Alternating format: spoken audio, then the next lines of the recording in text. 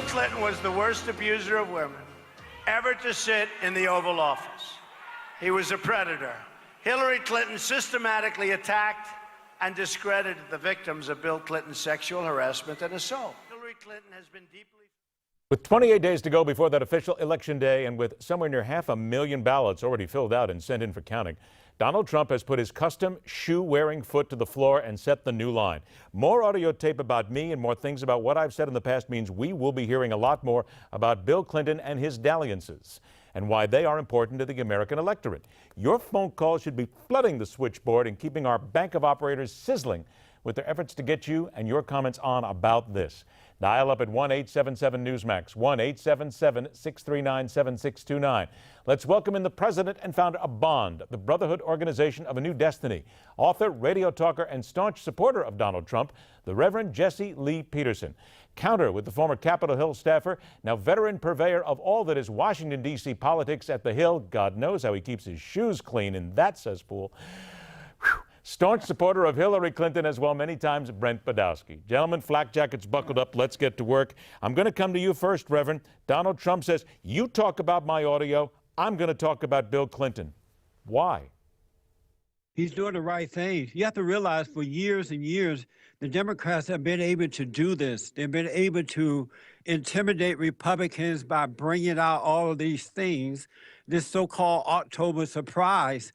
And they have never had a Republican to stand up to them in the manner that Donald Trump is doing. But let me ask you, I'm going to press you on this, though. Why is it important for Donald Trump to bring up the issues regarding Bill Clinton when he is not running for president?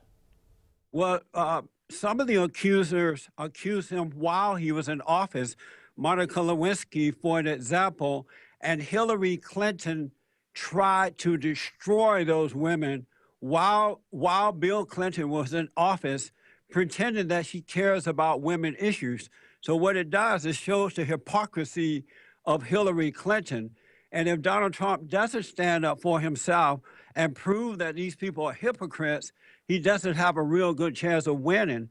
And I want to say that shame on people like Paul Ryan and Mitt Romney and all the little cowards who are trying to keep the outsider, Donald Trump, out of the club. They don't want him to be a part of the club because they know that things will change. And so Donald Trump is standing up in spite of the rhinos and the Democrats turning against him. Okay, Brent, let's get to you. Whenever you and I have talked, and I've said this on shows many times, it's about integrity.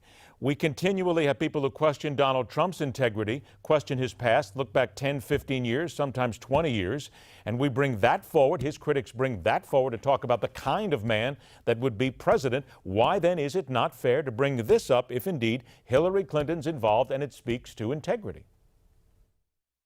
Well, am I allowed to repeat on the air what Donald Trump said in his video? Can I use the words that he used? No, you really can't, because it's more of a family show. We know what he said, and I understand that.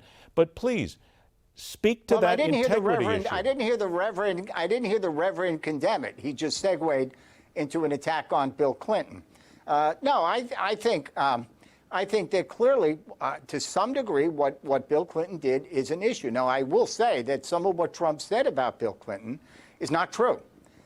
And there's no question about it that he had his affairs, What did he say that's not true? But I'm not going to discuss it because I don't have time on this segment. Because he didn't say that thing that's not true. No, let me finish it. If you want to go a half an hour, I'll be glad to do it item by item. But I'm not going to turn this into your opportunity to attack Bill Clinton.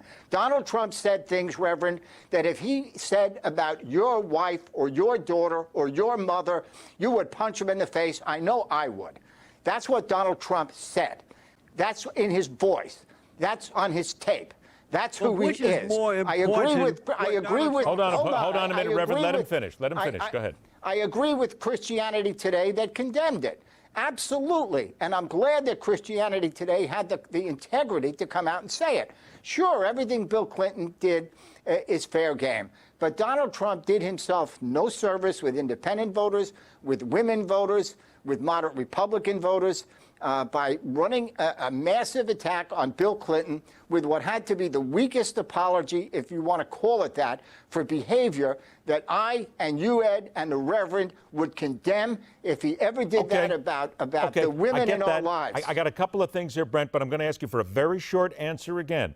It comes down to the integrity of Hillary Clinton and what they claim that she did during this time. Is it not fair to include her past integrity if we look at Donald Trump's past integrity? Oh, if they want to do that, that's perfectly fine for them to do. I'm not going to vouch for everything that Hillary Clinton did. But Donald Trump is running for president. He didn't do something only 11 years ago. He did something for a lifetime, as recently as a week ago, when he was demeaning and slandering a Miss Universe person. This is new behavior that we got from Donald Trump. Okay. And I would think a lot more if all the Christian right would denounce it with the same ferocity they denounced Bill Clinton. Let me do this. I got something I that. need to get to here. Reverend, 20 seconds to you. Very quickly, do you denounce what Donald Trump has said about women? Donald Trump has already apologized for that.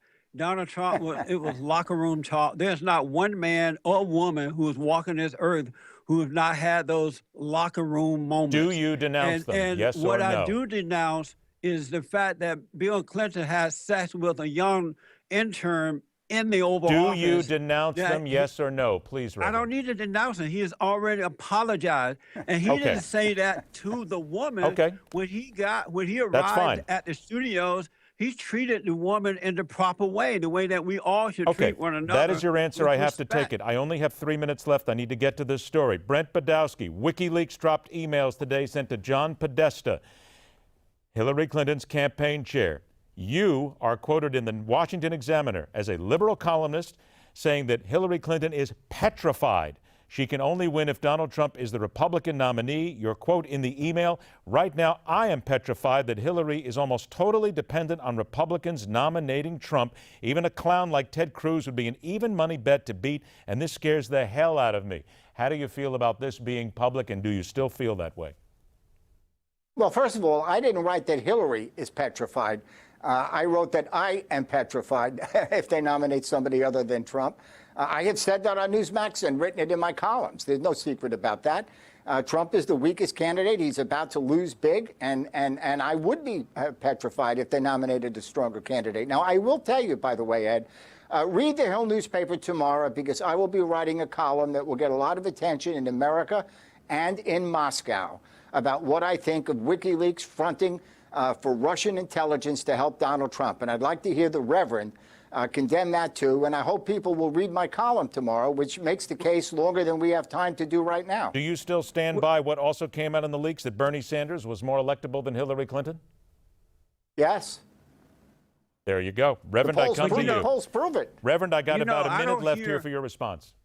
I don't hear the Democrats denouncing Hillary Clinton's scandal concerning the emails. They have not denounced her, and they never denounce one another. If you notice, no matter what the Democrats do, they still support one another, even if it's a sex scandal or it's an email scandal. Just as they tried to protect Bill Clinton, they protected Hillary Clinton when she defended a rapist who raped a young girl when she was 12 years old. They are not denouncing Hillary Clinton for doing that, and she laughed at the rape victim rather than supporting her. And I'm going to have to call it a close there, because unfortunately we're out of time. We need to get you both back again because there's a lot going on. As always, Brent Budowsky, Reverend Jesse Lee Peterson, I thank you both for your comments. We will talk again, trust me. All right, breaking and back with the only way to see a presidential debate. I want to hear more of your phone calls coming up after the break at 1-877-Newsmax. Some well-needed heavy metal, all after the standard, well, let's just call it, instead of just calling it anything else, let's call it the standard giggles and grins that came with us from Monday evening. Well, last night was a new debate, brand new microphone, so I'm sure that took care of the problem. Is here with us tonight, 4 years later, talking about you, Hillary.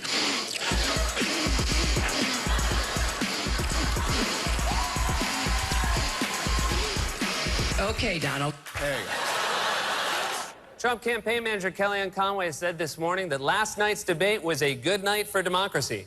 But I think what she really meant was, good night, democracy. So, of course, people were outraged. Trump apologized. Billy Bush got suspended from his job. Poor Jeb Bush. You know, Billy Bush is his cousin. He has to be sitting at home thinking, why the hell didn't he release this tape a year ago? Now, of course, last night was the presidential town hall debate between Donald Trump and Hillary Clinton, and the audience was made up of undecided voters, or as they're also known, the worst people to be in line behind at Baskin-Robbins.